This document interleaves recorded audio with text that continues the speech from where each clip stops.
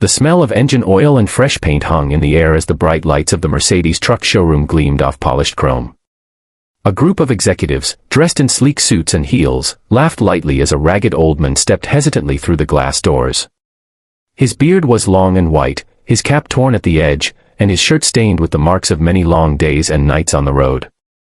He looked like a man out of place in a world of luxury. But what no one knew was that this moment, this one encounter, would change everything. He walked slowly, his boots scraping against the showroom tiles, his worn backpack slung over one shoulder. A few mechanics turned their heads. The three women standing near the front desk exchanged puzzled glances. One of them, the manager, Miranda Hale, silver-haired and confident, raised an eyebrow as the old man's eyes scanned the room. He stopped near the largest white truck, placed his calloused hand on the cool chrome grille, and whispered as if greeting an old friend. "She's a beauty," he said softly. Then he looked up and announced in a gravelly voice that carried across the room, "I'll take 5 of these." The words hung in the air like an absurd joke. One of the women, Julia, young, bright, and new to the job, stifled a laugh. The others didn't even bother to hide theirs. Miranda smirked and said, "Sir, these aren't bicycles. Each one costs more than most people make in a lifetime." The men simply nodded, his expression calm. "I know," he said, "and I'll take 5. Before we continue, if you believe in kindness, second chances, and stories that remind us never to judge too quickly, please take a moment to like, comment, share, and subscribe to Kindness Corner. It helps more people see stories that move the heart." Back in the showroom, laughter echoed, but something about the old man's calm unsettled Miranda. There was no arrogance in his eyes, no delusion, just a strange, quiet certainty. "Sir," she said, trying to keep her tone professional, "perhaps you're in the wrong place. There's a used vehicle lot down the street." He smiled faintly. "I'm in the right place," he replied, adjusting the strap of his backpack.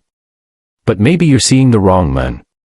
They turned away, whispering to each other as he walked toward the coffee machine in the corner, pouring himself a small paper cup of water.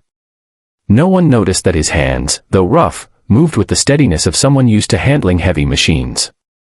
No one knew that those same hands had once steered convoys through desert wars, built engines from scraps, or carried his only son's coffin down a muddy road years ago.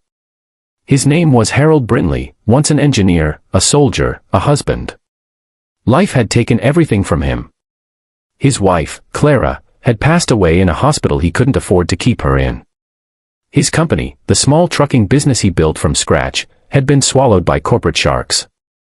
In a single year, he'd gone from being a respected man to sleeping in his old workshop, using his backpack as a pillow. But Harold wasn't the kind to quit. He believed in the road, that long, endless path that could lead anywhere, if you just kept walking. For 5 years, he'd been saving every cent, repairing broken trucks on the roadside, sleeping in abandoned garages, eating from vending machines, all while quietly building a dream no one believed in anymore, a transport company run by people who had lost everything. Veterans, single mothers, the homeless, anyone who just needed a chance to stand again. He called it Second Route Logistics. And today was the day it would be born. Miranda sighed and went back to her paperwork, but when she looked up again, Harold was standing beside the reception desk, holding out a small stack of documents. "Here's my purchase order," he said, handing it to her with a steady hand. She blinked.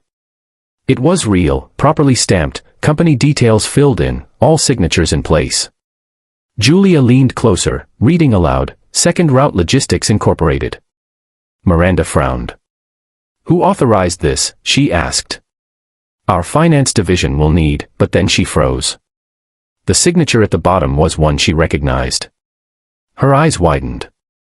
It was from the regional head of Mercedes Commercial Partnerships himself, a man who only approved orders of exceptional clients. Miranda looked up at Harold, stunned. How did you get this?" she whispered. He gave a tired smile. "He was my student once," he said softly. "Back when I still taught mechanical logistics. I fixed his trucks before he had a company to run." Silence filled the room. The laughter from earlier now felt heavy, shameful. Julia lowered her eyes. The third woman, Serena, stepped forward and said quietly, "Mr. Brinley, I'm so sorry for," but he raised a hand gently. "No need," he said. You were only doing what the world teaches, to see with eyes, not with heart. The next hour was a blur of activity. Papers were verified, calls made, and within moments, everything checked out. Harold wasn't some delusional wanderer. His payment had already been wired. He wasn't buying 5 trucks to boast, he was building a future. Later that afternoon, as the showroom emptied and the light softened, Harold walked slowly toward the delivery bay. Miranda followed him quietly. "You know," she said after a long silence, "I judged you the moment you walked in. I saw your clothes, your hands, your bag, and I thought you were just another old man with a dream too big for reality." He looked at her and smiled. Dreams don't get smaller because people stop believing. They just wait for the right hands to build them again. He paused, glancing back at the gleaming trucks lined up like sentinels. These machines will feed families. They'll carry hope from one town to another. That's worth more than pride, don't you think? For the first time in years, Miranda's eyes softened. "It is," she said quietly. When the trucks finally rolled out the next morning, driven by a team of men and women who had been sleeping in shelters just days earlier, the entire town watched. Word spread quickly about the ragged men who walked into a Mercedes showroom and bought 5 trucks to rebuild lives, not fortunes. A week later, the showroom received a handwritten note in the mail. It read, "Thank you for the laughter, it reminded me how far I've come.